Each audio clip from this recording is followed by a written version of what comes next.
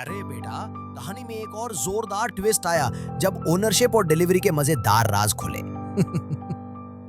अब असली गेम वहीं से शुरू हुआ जहां माल किसका है और नुकसान कौन उठाएगा का फैसला होता है। ओनरशिप का ट्रांसफर जब माल तेरा बन जाता है तो सबसे पहले याद रख, माल तभी तेरा जब या तो वो स्पेसिफिक हो या तू और सेलर दोनों मिलके उससे सिलेक्ट करो। इसे कहते हैं एप्रोप्रिएशन।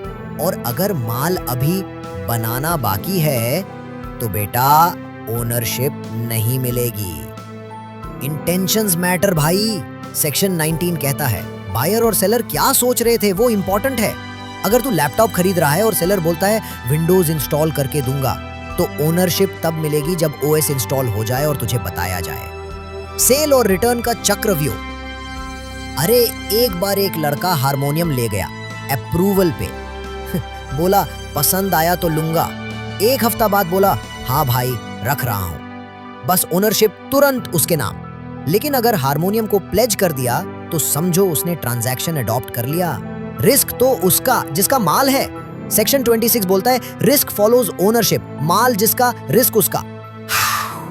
लेकिन अगर डिलीवरी डिले सेलर की वजह से हो जाए और माल खराब हो जाए तो सेलर की बच गई बंद। टाइटल का तमाशा, Nemo the quad non हाबेट।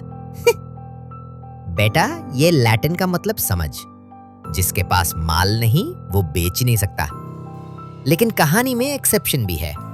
Mercantile agent अगर माल बेच दे तो बायर को वैलिड टाइटल मिलता है, अगर बायर ने ईमानदारी से खरीदा हो। जॉइंट ओनर्स में से एक अगर सबकी परमिशन से माल रखता है बेच सकता है।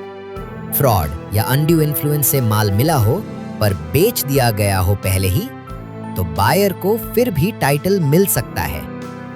डिलीवरी का ड्रामा। डिलीवरी भी 3 तरह की। एक्चुअल, सामने से माल दे दिया। सिंबॉलिक, वेयरहाउस की चाबी या बिल पकड़ा दिया। कंस्ट्रक्टिव, किसी तीसरे ने कह दिया हाँ माल अब बायर का है। और डिलीवरी पार्ट बाय पार्ट भी हो सकती है, लेकिन बायर माने तभी। तो बेटा सेल का कॉन्ट्रैक्ट सिर्फ पैसा लेना और माल देना नहीं, ये तो पूरा धंधा है इंटेंशन, रिस्क, डिलीवरी और टाइटल का।